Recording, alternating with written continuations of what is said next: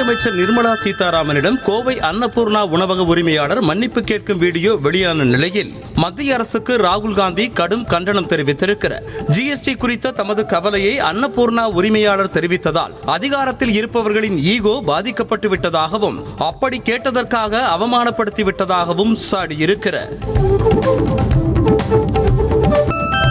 தனது கோடீஸ்வர நண்பர்கள் சட்டத்தை வளைக்க சொன்னாலும் மாற்ற சொன்னாலும் பிரதமர் மோடி சிவப்பு கம்பளம் விரிப்பதாக ராகுல் காந்தி கடுமையாக விமர்சித்திருக்கிறார். ஆனால் ஒரே மாதிரியான வரிப்பகிர்வை கோரும் சிறு குறு வியாபாரிகள் இந்த ஆட்சியில் அவமானத்திற்கு உள்ளாவதுதான் மிச்சம் என்றும் சாடியிருக்கிறார். மத்திய அரசும் மத்திய அமைச்சர்களும் தமிழர்களின் சுயமரியாதையை சீண்டாமல் இருக்க வேண்டும் என திமுக எம்பி கனிமொழி எச்சரிக்கை விடுத்திருக்கிறார். அன்னபூர்ணா உணவக உரிமையாளர் விவகாரத்தில் கண்டனம் தெரிவிக்கும் வகையில் பணியுமாம் என்றும் பெருமை சிறுமை அணியுமாம் தன்னை வியந்து எனும் திருக்குறளை மேற்கோள் காட்டி தமிழர்களின் சுயமரியாதையை சீண்டாமல் இருக்குமாறு எச்சரித்திருக்கிறார். ஹோட்டல் உரிமையாளரை விடுதிக்கு வரவழைத்து மன்னிப்பு கேட்க வைத்தது அராஜகத்தின் உச்சம் என தமிழ்நாடு காங்கிரஸ் கமிட்டி தலைவர் செல்வ பெருந்தகை குற்றம் சாட்டியிருக்கிறார். இது தொடர்பாக செய்தியாளர்களிடம் பேசிய அவர் அன்னபூர்ணா உரிமையாளர் ஸ்ரீனிவாசனிடம் நிர்மலா சீதாராமன் மன்னிப்பு கேட்க வேண்டும் என வலியுறுத்தினார். மத்திய அமைச்சர் நிர்மலா சீதாராமனிடம் அன்னபூர்ணா ஹோட்டல் உரிமையாளர் பேசியது சத்தியமான உண்மை என நாம் தமிழர் தலைமை ஒருங்கிணைப்பாளர் சீமான் தெரிவித்தார். இது தொடர்பாக சென்னையில் பேசிய அவர் சீனிவாசன் வருத்தம் தெரிவித்தாலும் அவருடைய கேள்விகளில் உள்ள உண்மையையும் சத்தியத்தையும் யாராலும் மறைக்க முடியாது என தெரிவித்தார்.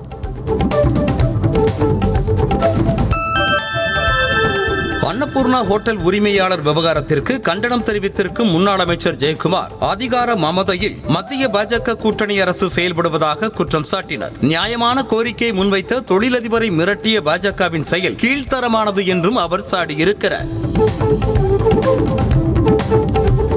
மத்திய அமைச்சர் நிர்மலா சீதாராமனுடன் அன்னபூர்ணா ஹோட்டல் உரிமையாளர் சந்தித்து பேசிய வீடியோவை பாஜகவினர் வெளியிட்டதற்கு அக்கட்சியின் மாநில தலைவர் அண்ணாமலை மன்னிப்பு கேட்டிருக்கிறார். அவர் வெளியிட்டிருக்கும் எக்ஸல பதிவில் தனிப்பட்ட சந்திப்பை பாஜகவினர் வீடியோவாக எடுத்து வெளியிட்டதற்காக அன்னபூர்ணா உணவகங்களின் உரிமையாளர் ஸ்ரீனிவாசனிடம் வருத்தம் தெரிவித்ததாக தெரிவித்திருக்கிறார்.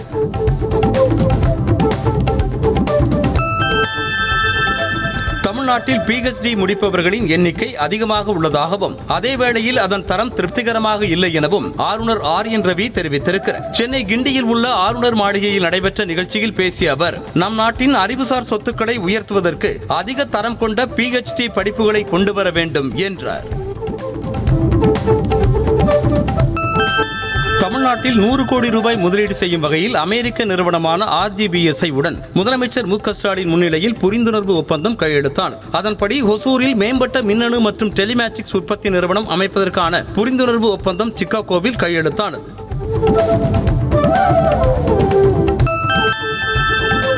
சென்னையில் 2 ஆண்டுகளுக்கு பிறகு மீண்டும் போர்ட் கார் நிறுவனம் உற்பத்தியை தொடங்குகிறது. முதலமைச்சர் மு க ஸ்டாலினின் கோரிக்கையை ஏற்று சென்னையில் உள்ள தனது தொழிற்சாலையில் மீண்டும் கார் உற்பத்தியை தொடங்க போர்ட் முடிவு செய்துள்ளது. இதையடுத்து தொழில் தொடங்குவதற்காக அனுமதி கோரி தமிழக அரசிடம் போர்ட் நிறுவனம் கடிதம் அளித்துள்ளது.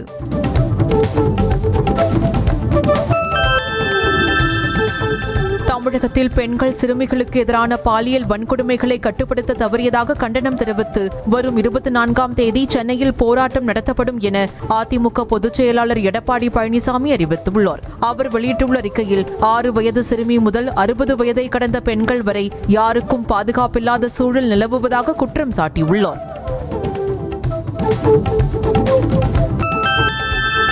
சென்னையில் நடைபெற்ற ஃபார்முலா 4 கார் பந்தயத்தை உலகமே புகழ்ந்து பாராட்டி வருவதாக அமைச்சர் உதயநிதி ஸ்டாலின் பெருமையுடன் தெரிவித்தார். சென்னை கலைவாணர் அரங்கில் நடைபெற்ற நிகழ்ச்சியில் அமைச்சர் உதயநிதி ஸ்டாலின் கலந்து கொண்டு கார் பந்தயம் நடைபெற உறுதுணையாக இருந்த அரசுத்துறை அதிகாரிகள் மற்றும் பணியாளர்களுக்கு பாராட்டு சான்றிதழ் வழங்கி சிறப்பித்தார். தனியார் நிலவணிக நிறுவனத்திற்கு சொந்தமான நிலத்தின் மதிப்பை பல கோடி ரூபாய் உயர்த்தும் நோக்குடன் நாமக்கல் மாவட்டம் ராசிபுரம் பேருந்து நிலையத்தை இடமாற்ற முயற்சிப்பதாக பாமக தலைவர் அன்புமணி ராமதாஸ் குற்றம் சாட்டியிருக்கிறார். ராசிபுரம் நகர மக்கள் மற்றும் வணிகர்களின் வாழ்வாதாரத்தை சூறையாடும் இத்திட்டத்தை தமிழ்நாடு அரசு உடனடியாக ரத்து செய்ய வேண்டும் என வலியுறுத்தியிருக்கிறார். தமிழ்நாட்டில் உள்ள அனைத்து மாவட்ட முதன்மை கல்வி அலுவலர்களும் தங்கள் ஆளுகைக்கு உட்பட்ட பள்ளிகளில் நேரடியாக ஆய்வு மேற்கொள்ள பள்ளிக்கல்வித்துறை உத்தரவிட்டுள்ளது. EMIS தளத்தில் மாணவர்களின் எண்ணிக்கையை போலியாக பதிவு செய்து முறைகேடு நடைபெற்றதன் எதிரொலியாக இந்த நடவடிக்கை மேற்கொள்ளப்பட்டிருக்கிறது. தஞ்சாவூர் சத்யா விளையாட்டு மைதானத்தில் முதலமைச்சர் கோப்பைக்கான விளையாட்டுப் போட்டிகளை அமைச்சர் அன்பில் மகேஷ் கேரம் போர்டு மற்றும் வாலிபால் விளையாடி தொடங்கி வைத்தார். பின்னர் செய்தியாளர்களை சந்தித்த அவர் போராட்டத்தில் ஈடுபட்டுள்ள ஆசிரியர்களின் 31 கோரிக்கைகளில் 12 கோரிக்கைகளை அரசு ஏற்றுள்ளதாக கூறினார். அதிமுக MLA-க்கள் குறித்து அவதூறு பரப்பியதாக தொடரப்பட்ட வழக்கில் சென்னை சிறப்பு நீதிமன்றத்தில் சபாநாயகர் அப்பாவு நேரில் ஆஜரானார். இதையடுத்து வழக்கின் விசாரணையை வரும் 26ஆம் தேதிக்கு நீதிபதி G. ஜெயவேல் ஒத்திவைத்தார். பின்னர் செய்தியாளர்களை சந்தித்த அப்பாவு தனக்கு நீதிமன்ற சம்மன் ஏதும் வரவில்லை என மீண்டும் திட்டவட்டமாக கூறினார். மூட நம்பிக்கை பேச்சாளர் மகாவிஷ்ணுவை திருப்பூரில் இருந்து மீண்டும் சென்னைக்கு அழைத்து வந்து போலீசார் விசாரித்து வருகின்றனர். மகாவிஷ்ணுவை 3 நாட்கள் காவலில் எடுத்து சைதாப்பேட்டை போலீசார் விசாரித்து வருகின்றனர். சனிக்கிழமை மாலை மீண்டும் நீதிமன்றத்தில் ஆஜர்படுத்துகின்றனர். பொங்கல் விடுமுறைக்கு வரும் ஜனவரி 11ஆம் தேதி சொந்த ஊர்களுக்கு செல்வோருக்கான ஆன்லைன் ரயில் டிக்கெட் முன்பதிவு தொடங்கிய சில நிமிடங்களிலேயே அனைத்து டிக்கெட்டுகளும் விற்று தீர்ந்தன. இதனால் சென்னை எழும்பூர் ரயில் நிலையத்திற்கு நேரில் முன்பதிவு செய்ய வந்து காத்திருந்த மக்கள் ஏமாற்றத்துடன் திரும்பி சென்றனர். தொடர் விடுமுறையை முன்னிட்டு தனியார் ஆம்னி பேருந்துகள் கட்டண கொள்ளையில் ஈடுபடுவதாக குற்றச்சாட்டு எழுந்துள்ளது. சென்னையிலிருந்து மதுரை செல்வதற்கு தனியார் ஆம்னி பேருந்துகளில் 1900 ரூபாய் முதல் 4000 ரூபாய் வரையிலும், கோயம்புத்தூர் செல்வதற்கு 2000 ரூபாய் முதல் 4500 ரூபாய் வரையிலும் டிக்கெட் கட்டணம் வசூலிக்கப்படுவதாக கூறப்படுகிறது. டெல்லி திஹார் சிறையிலிருந்து முதலமைச்சர் அரவிந்த் கெஜ்ரிவால் ஜாமீனில் விடுவிக்கப்பட்டார். மதுபான கொள்கை முறைகேடு வழக்கில் CBI-யால் கைது செய்யப்பட்டதை எதிர்த்து உச்சநீதிமன்றத்தில் அவர் தாக்கல் செய்த மனுவில் 10 லட்சம் பிணைத்தொகை கட்ட வேண்டும், வழக்கு தொடர்பாக பொதுத்தளத்தில் பேசக்கூடாது போன்ற நிபந்தனைகளுடன் அவருக்கு ஜாமீன் வழங்கப்பட்டது.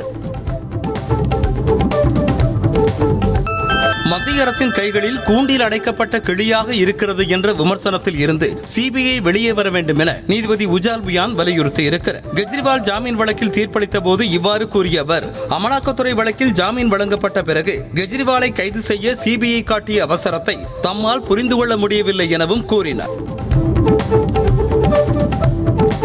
பல்வேறு சாதியினருக்கு OBC அந்தஸ்தை ரத்து செய்த கொல்கத்தா உயர்நீதிமன்ற தீர்ப்புக்கு எதிராக மேற்கு வங்க அரசு தாக்கல் செய்த மேல்முறையீட்டு மனு விரைவில் விசாரிக்கப்படும் என உச்சநீதிமன்றம் தெரிவித்துள்ளது. இந்த மனு மீதான விசாரணை செப்டம்பர் 30ஆம் தேதி நடைபெறவிருக்கும் நிலையில் அதை உடனடியாக விசாரிக்க வேண்டும் என மேற்கு வங்க அரசு சார்பில் முறையிடப்பட்டது. கொல்கத்தாவில் பயிற்சி பெண் மருத்துவர் கொலை செய்யப்பட்ட விவகாரத்தில் தலையிட கோரி குடியரசுத் தலைவர் திரௌபதி முர்மு மற்றும் பிரதமர் மோடி ஆகியோருக்கு போராட்டத்தில் ஈடுபட்டு வரும் பயிற்சி மருத்துவர்கள் கடிதம் எழுதியுள்ளனர். மேலும் குடியரசு துணைத் தலைவர் மற்றும் மத்திய சுகாதாரத்துறை அமைச்சர் JP நட்டா ஆகியோருக்கும் கடிதத்தின் நகல் அனுப்பப்பட்டுள்ளது.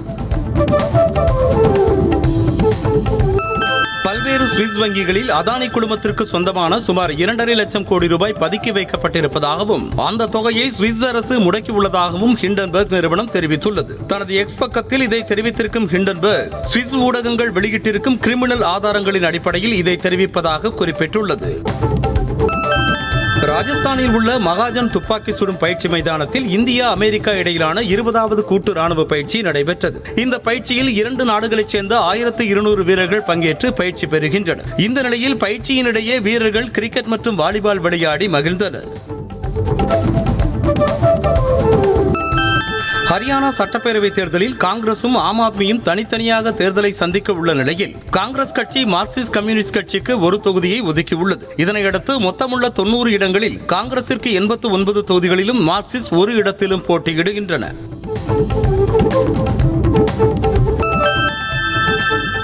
நாட்டின் கோடீஸ்வர பெண்கள் பட்டியலில் 3.31 லட்சம் கோடியோடு முதலிடத்தில் இருக்கும் சாவித்ரி ஜிண்டால் ஹரியானாவில் சுயேட்சையாக போட்டியிடுகிறார். ஹரியானாவின் அமைச்சரும் ஹிசார் தொகுதியின் தற்போதைய MLA-வுமான கமல் குப்தாவை எதிர்த்து ஹிசார் தொகுதியில் சாவித்ரி ஜிண்டால் போட்டியிடுகிறார்.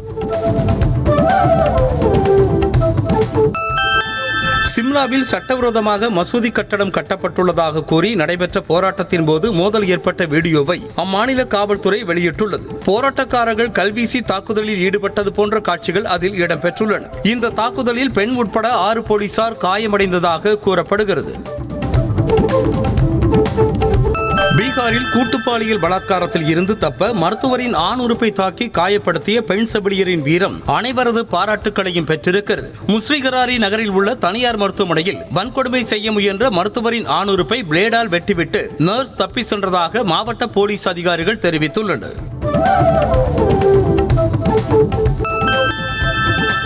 உத்தரப்பிரதேசத்தில் ஓடும் ரயிலில் 11 வயது சிறுமிக்கு பாலியல் தொந்தரவு அளித்ததாக 34 வயதான நபரை பயணிகள் அடித்தே கொன்றனர். ஹம்சஃபர் எக்ஸ்பிரஸ் ரயிலில் பீகாரைச் சேர்ந்த பிரசாந்த் குமார் சிவன் என்பவன் ரயில் நிலையத்தில் ஏறிய போது தனது பர்த்தை தருவதாக கூறி சிறுமியின் தாய் கழிவறைக்கு சென்றபோது சிறுமிக்கு பாலியல் தொல்லை அளித்ததாக கூறப்படுகிறது.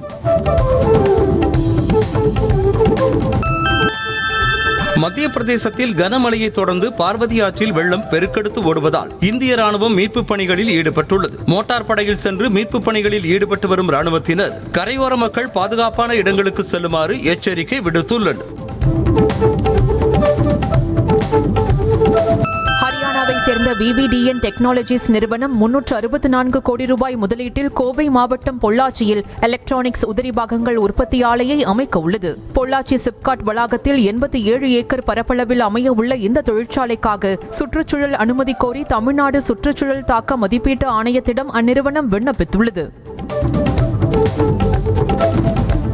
சென்னையில் ஆபரண தங்கம் சவரனுக்கு ஒரே நாளில் 960 ரூபாய் அதிரடியாக உயர்ந்து 54,000 ரூபாயை கடந்திருக்கிறது. அதன்படி 22 கேரட் ஆபரண தங்கத்தின் விலை சவரன் 54,600 ரூபாய்க்கும் கிராம் 120 ரூபாய் உயர்ந்து 6,825 ரூபாய்க்கும் விற்பனை செய்யப்படுகிறது.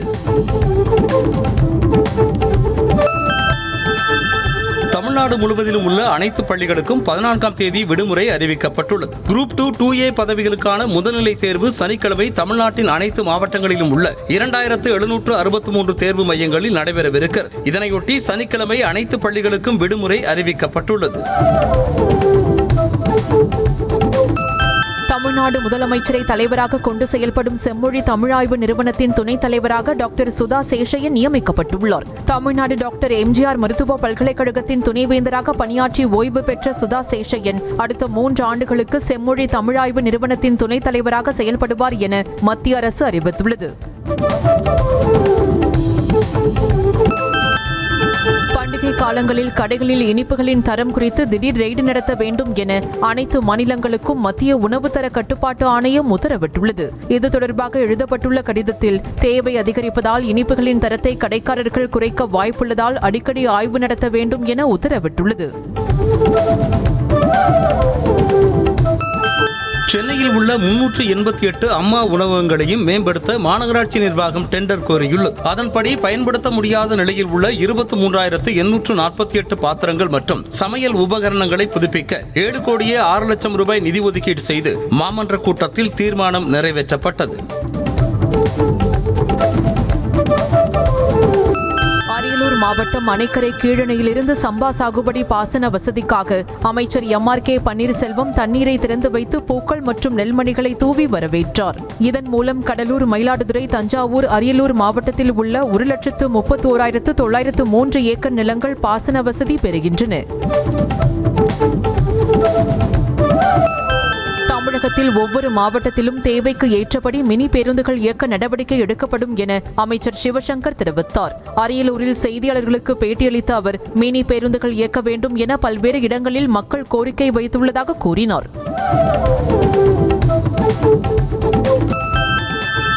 வணங்கான் தலைப்பை பயன்படுத்த தடை விதிக்க கோரிய மனுவை தள்ளுபடி செய்த தனி நீதிபதியின் உத்தரவை எதிர்த்து தாக்கல் செய்யப்பட்ட மேல்முறையீட்டு மனு மீது பதிலளிக்க இயக்குநர் பாலா, தயாரிப்பாளர் சுரேஷ் காமாட்சி ஆகியோருக்கு சென்னை உயர்நீதிமன்றம் உத்தரவிட்டுள்ளது. இந்த மனுவை விசாரித்த நீதிபதிகள் M. சுந்தர் மற்றும் R. சக்திவேல் அமர்வு வரும் 24ஆம் தேதிக்குள் பதிலளிக்க உத்தரவிட்டனர்.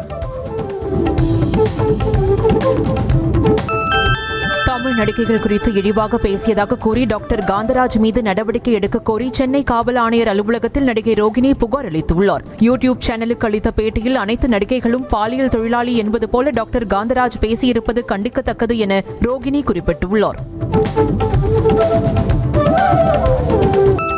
2017-2021 காலகட்டத்தில் தாலிக்கு தங்கம் வழங்கும் மூவடூர் ராமாமிர்தம் அம்மையார் நினைவு திருமண நிதியுதவி திட்டத்தின் கீழ் எவ்வளவு பேர் பயனடைந்தார்கள் என்ற விவரங்களை அறிக்கையாக தாக்கல் செய்ய தமிழ்நாடு அரசுக்கு சென்னை உயர்நீதிமன்றம் உத்தரவிட்டுள்ளது. இத்திட்டத்திற்கு மத்திய மாநில அரசுகள் ஒதுக்கிய நிதி எவ்வளவு என்ற விவரங்களையும் தாக்கல் செய்ய உத்தரவிட்டுள்ளது. சாலை அமைக்கும் நிறுவனத்திடம் செய்யூர் எம்எல்ஏ லஞ்சம் கேட்டதாக தொடரப்பட்ட வழக்கில் காவல்துறை விசாரணை நடத்தி நடவடிக்கை எடுக்க வேண்டும் என உயர்நீதிமன்றம் உத்தரவிட்டிருக்கிறது. புத்தரன்கோட்டை முதல் மாம்பாக்கம் அகரம் வரை சாலைகள் அமைப்பதற்கு டெண்டர் எடுத்த தனியார் நிறுவனத்திடம் லஞ்சம் கேட்டு மிரட்டியதாக நீதிமன்றத்தில் வழக்கு தொடரப்பட்டது.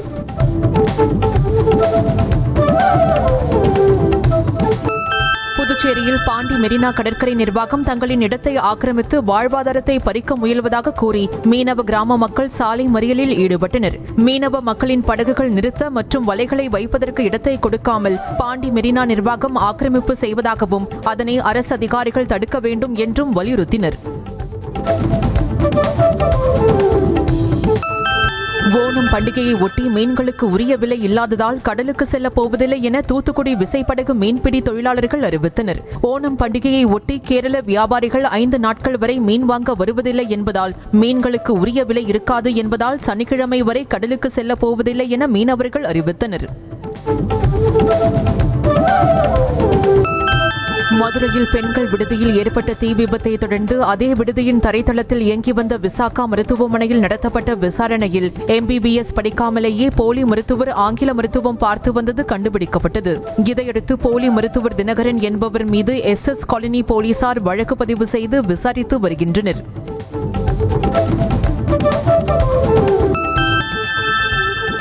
ஈரோட்டில் உள்ள அரசு பணியாளர்கள் குடியிருப்பு செடி கொடிகளுடன் புதர்மண்டி கிடப்பதாக நியூஸ் தமிழ் தொலைக்காட்சியில் செய்தி வெளியான நிலையில் புதர்களை JCB இயந்திரத்தை கொண்டு அகற்றும் பணியில் ஊழியர்கள் ஈடுபட்டனர். நியூஸ் தமிழ் செய்தி வெளியான 24 மணி நேரத்தில் வீட்டு வசதி வாரிய அதிகாரிகள் அங்கு சென்று ஆய்வு மேற்கொண்டதோடு புதர்களை அகற்ற உத்தரவிட்டனர். விழுப்புரம் மாவட்டம் முகையூர் ஊராட்சி ஒன்றிய பஞ்சாயத்தில் நடக்கும் முறைகேடுகள் குறித்து முதலமைச்சரின் தனிப்பிரிவில் புகார் அளித்த பெண் வார்டு உறுப்பினரை ஊராட்சி மன்ற தலைவர் சரவணன் செருப்பால் அடிக்க பாய்ந்ததன் காட்சிகள் வெளியாகியுள்ளது. இதற்கு பல்வேறு தரப்பிலிருந்து கடும் கண்டனம் எழுந்து வரும் நிலையில் சரவணன் மீது நடவடிக்கை எடுக்க கோரிக்கை வலுத்து வருகிறது. சென்னை எழும்பூரில் உள்ள Madras school of social work நிறுவனத்தில் மாணவர் மேம்பாட்டுக் கழகத்தின் சார்பாக ஓணம் பண்டிகை செண்டை மேளம் முழங்க விமர்சையாக கொண்டாடப்பட்டது. இதில் ஏராளமான பெண்கள் கேரள பாரம்பரிய முறையில் சேலைகளை அணிந்து வந்து உற்சாகமாக நடனமாடி மகிழ்ந்தனர். சென்னை திருவொற்றியூரில் வடசென்னை மலையாளிகள் சங்கம் சார்பில் ஓணம் பண்டிகை வெகு விமர்சையாக கொண்டாடப்பட்டது. அச்சங்கத்தின் சார்பில் 1000 பேருக்கு பாலக்காடு மட்டை அரிசி, நேந்திரன் சிப்ஸ், கேரளா பப்படம், ஏலக்காய், பாசிப்பருப்பு, வெல்லம், சர்க்கரை, காய்கறிகள் உள்ளிட்ட 21 வகையான பொருட்கள் வழங்கப்பட்டன. ஓணம் பண்டிகையொட்டி தென்காசி மாவட்டம் சங்கரன் கோவில் மலர் சந்தையில் பூக்களின் விலை அதிகரித்து 1 கிலோ மல்லிகைப்பூ 2000 ரூபாய் வரை விற்பனை செய்யப்படுகிறது. அதேபோல பிச்சி, கனகாம்பரம் பூக்கள் விலை கிலோ 1000 ரூபாய்க்கும், சம்பங்கி 400 ரூபாய்க்கும், ரோஜா 260 ரூபாய்க்கும் விற்பனை செய்யப்படுகிறது. திருவிழாக்களை முன்னிட்டு சாமந்தி பூக்கள் நல்ல விலைக்கு விற்பனை செய்யப்படுவதால் வெள்ளை சாமந்தி மற்றும் மஞ்சள் சாமந்தியை விவசாயிகள் அதிகளவு சாகுபடி செய்து வருகின்றனர். தருமபுரி மாவட்டம் பஞ்சப்பள்ளி, பாலக்கோடு, தொப்பூர் போன்ற பகுதிகளில் 1 கிலோ சாமந்தி பூ அதிகபட்சமாக 150 ரூபாய்க்கு விற்கப்படுவதால் விவசாயிகள் மகிழ்ச்சியடைந்துள்ளனர். திண்டுக்கல் மாவட்டத்தில் 2 குழந்தைகள் உட்பட 4 பேருக்கு டெங்கு காய்ச்சல் உறுதியானதால் அவர்கள் அரசு மருத்துவமனையில் உள்ள தனி வார்டில் அனுமதிக்கப்பட்டுள்ளனர். தமிழகத்தில் வடகிழக்கு பருவமழை தீவிரமடைந்துள்ள நிலையில் பல்வேறு பகுதிகளில் மழைநீர் தேங்குவதால் கொசுக்கள் உற்பத்தி அதிகரித்து டெங்கு காய்ச்சல் பாதிப்பு உயர்ந்து வருவதாக கூறப்படுகிறது. சென்னையில் இதுவரை 1000 கிலோமீட்டருக்கு மழைநீர் வடிகால் அமைக்கப்பட்டுள்ளதாக மாநகராட்சி துணை மேயர் மகேஷ்குமார் தெரிவித்துள்ளார். சென்னை மயிலாப்பூரில் செய்தியாளர்களை சந்தித்த அவர் நாகேஸ்வர ராவ் பூங்காவை அழகுபடுத்தும் பணிகளை விரைவில் தொடங்கவிருப்பதாக கூறினார். திருச்சி மாவட்டம் மணப்பாறை வட்டார போக்குவரத்து அலுவலகத்தில் திடீர் சோதனை மேற்கொண்ட லஞ்ச ஒழிப்பு போலீசார் கணக்கில் வராத 1,15,000 ரூபாயை பறிமுதல் செய்தனர். லஞ்ச ஒழிப்புத்துறை டிஎஸ்பி மணிகண்டன் தலைமையிலான போலீசார் நடத்திய திடீர் சோதனையில் கைப்பற்றப்பட்ட பணம் லஞ்சமாக பெறப்பட்ட பணமா என்பது குறித்து விசாரணை மேற்கொண்டு வருகின்றனர். தூத்துக்குடி மாவட்டம் ஆத்தூர் காவல் நிலைய உதவி ஆய்வாளர் மற்றும் காவல் நிலைய காவலர் சரித்திர பதிவேடு குற்றவாளிகளுடன் தொடர்பில் இருந்ததாக ஆயுதப்படைக்கு மாற்றம் செய்யப்பட்டனர். உதவி ஆய்வாளர் சுந்தரம், காவலரான குணசுந்தர் ஆகிய இருவரும் A+ ரவுடிகளுடன் தொடர்பில் இருப்பது தெரியவந்ததை அடுத்து ஆயுதப்படைக்கு மாற்றம் செய்யப்பட்டனர். ஈரோடு மாவட்டம் தாளவாடியை அடுத்த திம்பம் மலைப்பாதையில் கடும் போக்குவரத்து நெரிசல் ஏற்பட்டு பல கிலோமீட்டர் தூரத்திற்கு வாகனங்கள் அணிவகுத்து நின்றன. 2 சோதனை சாவடிகளில் ஒரே நேரத்தில் வாகனங்கள் அனுமதிக்கப்பட்டதால் வாகன நெரிசல் ஏற்பட்டதாக கூறப்படுகிறது. மேலும் வனத்துறையினர் அனுமதியின்றி சில கனரக வாகனங்களை அனுமதிப்பதாகவும் கூறப்படுகிறது.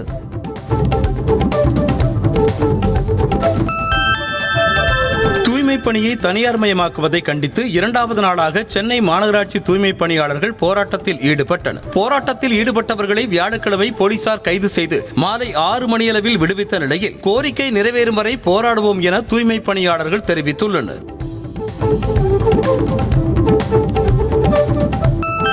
மாவட்டம் அம்மாப்பட்டியில் கட்டி முடிக்கப்பட்டு 2 ஆண்டுகளாகியும் திறக்கப்படாமல் உள்ள அங்கன்வாடி கட்டிடம் சமூக விரோதிகளின் புகலிடமாக மாறியுள்ள நிலையில் குழந்தைகள் பாழடைந்த ரேஷன் கடையின் நடைபாதையில் அமர்ந்து படிக்கும் அவலம் நீடிக்கிறது. கடந்த 2022ஆம் ஆண்டு 10 லட்சம் மதிப்பீட்டில் அங்கன்வாடி மையம் கட்டப்பட்டு தற்போது வரை திறக்கப்படாமல் உள்ளது.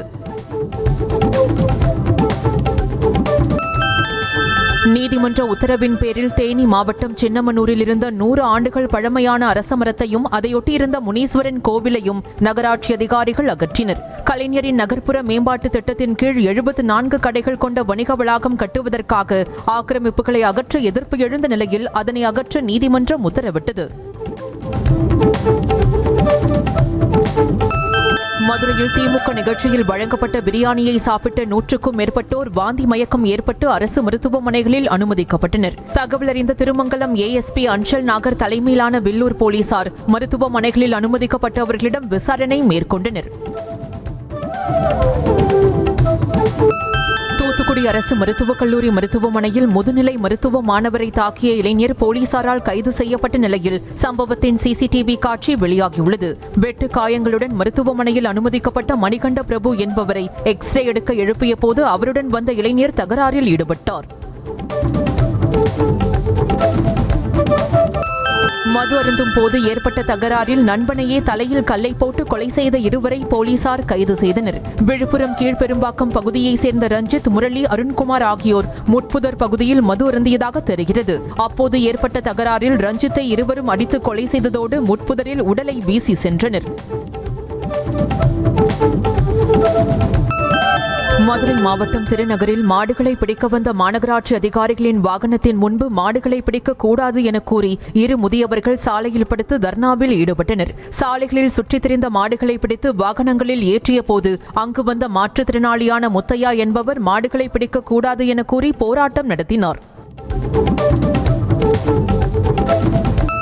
திருவண்ணாமலையில் ஏலச்சீட்டு நடத்தி பண மோசடி செய்ததாக ஒருவரை குற்றப்புலனாய்வுத்துறை போலீசார் கைது செய்தனர். சுபிக்ஷா பினான்ஸ் மூலம் 5 லட்சம் ரூபாய் வரை மாத சீட்டினை நடத்தி வந்த மகேந்திரன் தேவி தம்பதி கடந்த ஆண்டு தலைமறைவான நிலையில் பாதிக்கப்பட்டவர்கள் அளித்த புகாரின் பேரில் திருவண்ணாமலை திண்டிவனம் பைபாஸ் சாலையில் வைத்து மகேந்திரனை கைது செய்தனர். நீலகிரி மாவட்டம் உதகமண்டலம் யூகோ வங்கியில் போலி நகைகளை அடமானம் வைத்து மோசடியில் ஈடுபட்ட 3 பேரை போலீசார் கைது செய்தனர்.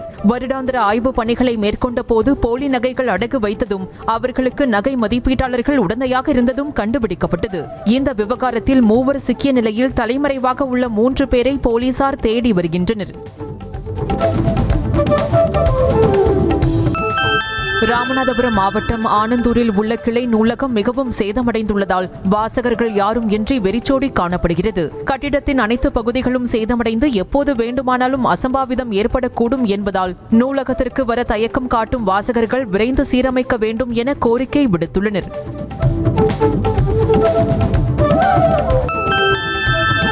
நெல்லை பாளையங்கோட்டை சிறையில் கைதிகள் ஒருவரை ஒருவர் தாக்கிக் கொண்டதால் பரபரப்பு ஏற்பட்டது.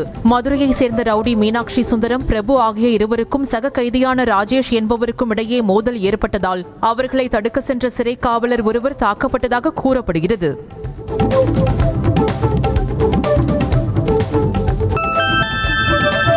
நெல்லை மாவட்டம் திசையன்விளை அதிமுக பேரூராட்சி தலைவர் மீது திமுக, காங்கிரஸ் உள்ளிட்ட கட்சியைச் சேர்ந்த 12 கவுன்சிலர்கள் பேரூராட்சி உதவி இயக்குநரிடம் நம்பிக்கையில்லா தீர்மானம் கொண்டுவர மனு கொடுத்தனர். பேரூராட்சி தலைவர் ஜான்சிராணி அரசின் நல்ல திட்டங்கள் மக்களுக்கு சென்று விடாமல் தடுப்பதாக திமுக, காங்கிரஸ் கவுன்சிலர்கள் புகார் தெரிவிக்கின்றனர்.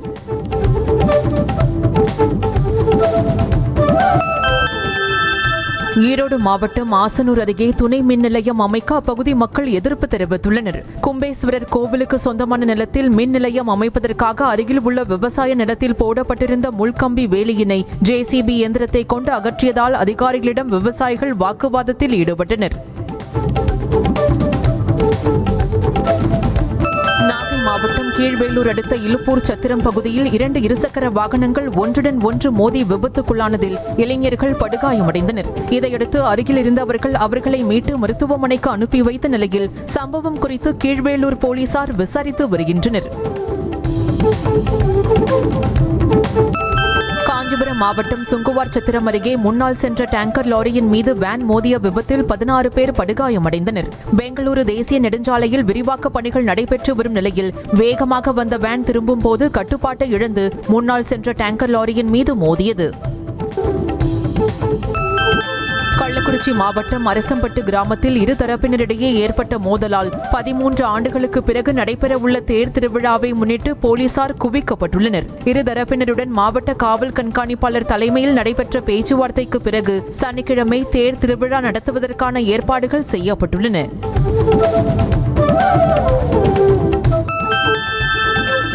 ராமேஸ்வரத்தில் உள்ள பாம்பனில் புதியதாக அமைக்கப்பட்டு வரும் ரயில் பால பணிகளை தென்னக ரயில்வே மதுரை மண்டல மேலாளர் சரத் ஸ்ரீவாஸ்தவா நேரில் சென்று ஆய்வு மேற்கொண்டார். அப்போது தூக்கு பாலத்தில் உள்ள லிப்டிங் தூண்களில் ஏறி அதன் உறுதித்தன்மை மற்றும் பணிகளை பார்வையிட்டார். சென்னையை அடுத்த மாங்காட்டில் கடந்த 10 ஆண்டுகளாக குண்டும் குழியுமாக காணப்படும் சாலையை விரைந்து சீரமைத்து தர மக்கள் கோரிக்கை விடுத்துள்ளனர். ஜனனி நகர் அனெக்ஸ் சாலையில் சுமார் 50க்கும் மேற்பட்ட குடியிருப்புகள் உள்ள நிலையில் இங்குள்ள சாலைகள் குண்டும் குழியுமாக காணப்படுவதால் அவசர தேவைக்கு கூட வாகனங்களை எடுத்து செல்ல முடியாத நிலை உள்ளது. காஞ்சிபுரம் மாநகரை இணைக்கும் முக்கிய சாலையான பொன்னேரிக்கரை சாலை 2 கிலோமீட்டர் தூரத்திற்கு மின் விளக்குகள் எதுவும் எரியாமல் இருண்டு கிடப்பதால் இரவு நேரத்தில் வாகன ஓட்டிகள் அச்சத்துடனேயே செல்லும் சூழல் நிலவுகிறது. இதனால் விபத்துகள் ஏற்படுவதோடு இருளை பயன்படுத்தி கஞ்சா, மது விற்பனை, வழிப்பறி, அடிதடி போன்ற சமூக விரோத செயல்களும் அரங்கேறி வருவதாக புகார் எழுந்திருக்கிறது. தென்காசி மாவட்டம் கடையநல்லூர் அருகே விளைநிலங்களுக்குள் புகுந்து அட்டகாசத்தில் ஈடுபட்ட காட்டு யானைகளை வனத்துறையினர் போராடி வனப்பகுதிக்குள் விரட்டினர். மேக்கரை பிரிவு வடகரையில் வனப்பகுதியில் இருந்து வெளியேறிய காட்டு யானைகள் அருகில் உள்ள விளைநிலங்களுக்குள் புகுந்து பயிர்களை சேதப்படுத்தின. தகவலறிந்து வந்த வனத்துறையினர் பட்டாசுகளை வெடித்து யானைகளை விரட்டினர். தேனியில் உள்ள நாடார் சரஸ்வதி கலை மற்றும் அறிவியல் கல்லூரியில் 1000 பனை விதைகள் நடும் விழாவில் மாணவிகள் பங்கேற்று ஆர்வமுடன் விதைகளை நட்டனர். அண்மையில் பனை மரத்தினால் ஏற்படும் பலன்கள் குறித்து கல்லூரி மாணவிகள் மத்தியில் விழிப்புணர்வு பிரச்சாரம் நடைபெற்றது. அதன் தொடர்ச்சியாக மாணவிகள் தங்களது சொந்த செலவில் பனை விதைகளை வாங்கி நட்டனர்.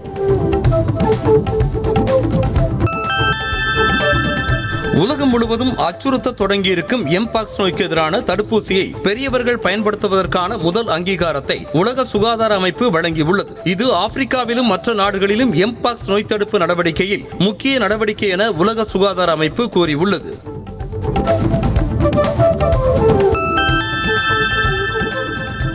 வியட்நாம் நாட்டை உலுக்கிய யாகி புயல் காரணமாக பெய்த கனமழை மற்றும் வெள்ளத்தால் பலியானோர் எண்ணிக்கை 233ஆக உயர்ந்திருப்பதாக அந்நாட்டின் பேரிடர் நிர்வாகம் தெரிவித்துள்ளது. வியட்நாமில் இந்த நூற்றாண்டின் மிக பயங்கரமான புயலாக கருதப்படும் யாகி அந்த நாட்டை முழுவதுமாக உலுக்கியது. காசாவில் ஹமாஸ் அமைப்பினரால் இன்னும் பிடித்து வைக்கப்பட்டுள்ள இஸ்ரேலிய பிணை கைதிகளை விடுவிக்க அரசு உருப்படியான திட்டத்தை செயல்படுத்த வேண்டும் என வலியுறுத்தி பிணை கைதிகளின் உறவினர்கள் டெல் அவிவ் நகரில் பாலம் ஒன்றை முற்றுகையிட்டு ஆர்ப்பாட்டம் நடத்தினர். தங்கள் உடலை சங்கிலியால் கட்டிக்கொண்டும் தீ வைத்துக் கொண்டும் அவர்கள் ஆர்ப்பாட்டம் நடத்தினர்.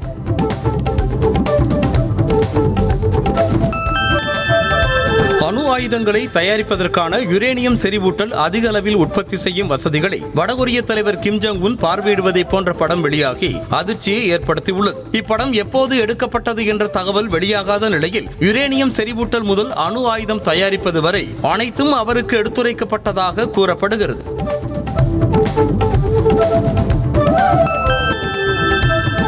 மாடலிங் பெண் ஒருவர் மீன்களை உடையாக்கி சமூக வலைதளத்தின் பார்வையை தன் பக்கம் திரும்பி பார்க்க வைத்திருக்கிறார். நூற்றுக்கணக்கான மீன்களை நூலில் கோர்த்து உடையாக அணிந்து கொண்டு சாலையில் அன்ன நடை போட்ட வீடியோ இணையத்தில் வெளியாக இருக்கிறது.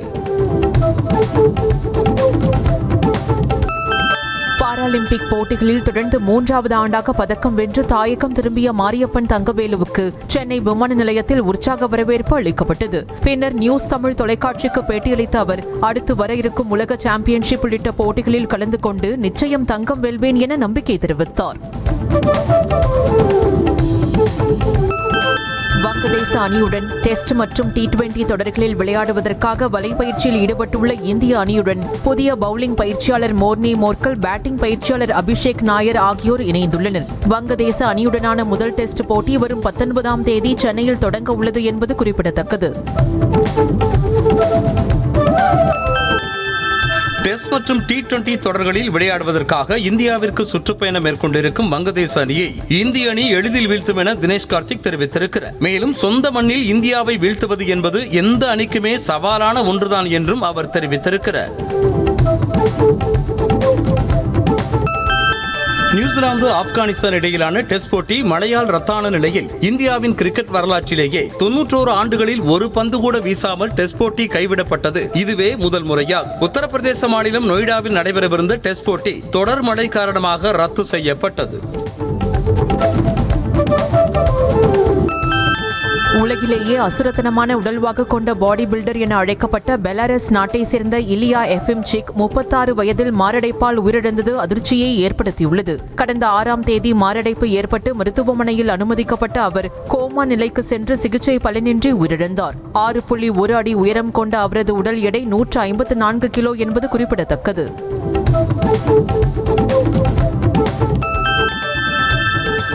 தமிழக வெற்றிக் கழக தலைவரும் நடிகருமான விஜயின் கடைசி படத்தின் அப்டேட் சனிக்கிழமை வெளியாகும் என தயாரிப்பு நிறுவனமான KBN புரொடக்ஷன்ஸ் அறிவித்துள்ளது.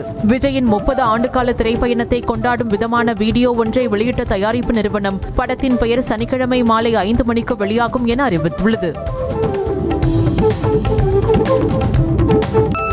கார் பிரியரான நடிகர் அஜித் 3,51,00,000 ரூபாய் மதிப்புடைய போர்சே 911 GTS R3 என்ற புதிய மாடல் சொகுசு காரை வாங்கியிருக்கிறார். இதனை அவரது மனைவி ஷாலினி தனது இன்ஸ்டாகிராம் பக்கத்தில் பகிர்ந்திருக்கிறார். ஸ்டைலான காரின் பின்னால் அஜித் மகிழ்ச்சியோடு நிற்கும் அந்த புகைப்படத்திற்கு ரசிகர்கள் லைக்ஸ்களை பொழிந்து வருகின்றனர்.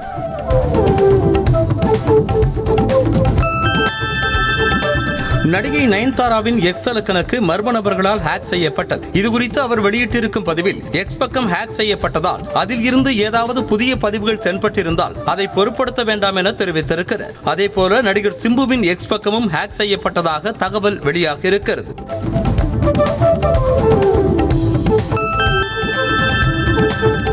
தெலுங்கில் சத்யம் சுந்தரம் என்ற பெயரில் வெளியாகும் கார்த்தியின் மேழகன் படத்தின் டீசரை படக்குழு வெளியிட்டுள்ளது. 96 படத்தை இயக்கி பிரபலமான பிரேம்குமார் இயக்கத்தில் உருவாகி வரும் இப்படத்தில் அரவிந்த் சாமி, ஸ்ரீதிவ்யா ஆகியோர் முக்கிய கதாபாத்திரத்தில் நடித்துள்ளனர். இப்படம் வரும் 27ஆம் தேதி வெளியாகிறது. இயக்குனர் மாரி செல்வராஜ் இயக்கத்தில் வெளியான வாழை திரைப்படம் வரும் 27ஆம் தேதி டிஸ்னி பிளஸ் ஹாட்ஸ்டார் OTT தளத்தில் வெளியாக உள்ளதாக தகவல் வெளியாகியுள்ளது. உண்மை சம்பவத்தை மையமாக வைத்து எடுக்கப்பட்ட வாழை ரசிகர்களிடம் நல்ல வரவேற்பை பெற்றதோடு பலரது பாராட்டுகளையும் பெற்றுள்ளது என்பது குறிப்பிடத்தக்கது.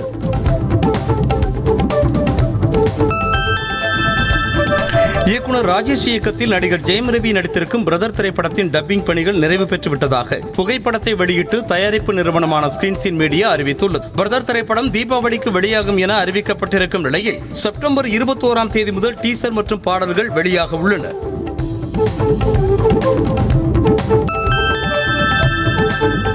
விமானத்தில் பயணிக்கும் போது இந்திய அணியின் நட்சத்திர கிரிக்கெட் வீரர் விராட் கோலியுடன் எடுத்துக்கொண்ட புகைப்படத்தை நடிகை ராதிகா சரத்குமார் இன்ஸ்டாகிராமில் வெளியிட்டுள்ளார். மேலும் அந்த பதிவில் விராட் கோலியுடன் பயணித்ததில் மகிழ்ச்சி என்றும் செல்ஃபி புகைப்படத்திற்கு நன்றி என்றும் அவர் குறிப்பிட்டுள்ளார்.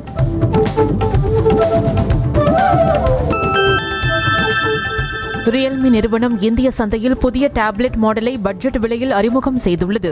அதன்படி ரியல்மி பேட் 2 லைட் மாடலில் 10.5 inch 2K LCD screen, 90 Hz refresh rate கொண்ட டிஸ்ப்ளே வழங்கப்பட்டுள்ளது. 8300 mAh பேட்டரி மற்றும் அதற்கான 15 வாட் சூப்பர் குவிக் சார்ஜரும் வழங்கப்படுகிறது. இதன் ஆரம்ப விலை 14,999 ரூபாய் ஆகும்.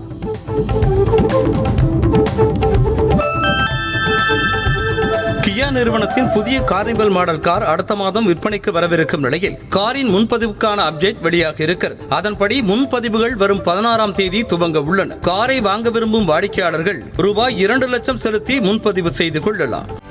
செய்திகளை உடனுக்குடனும் துல்லியமாகவும் தெரிந்து கொள்ள சப்ஸ்கிரைப் பண்ணுங்க.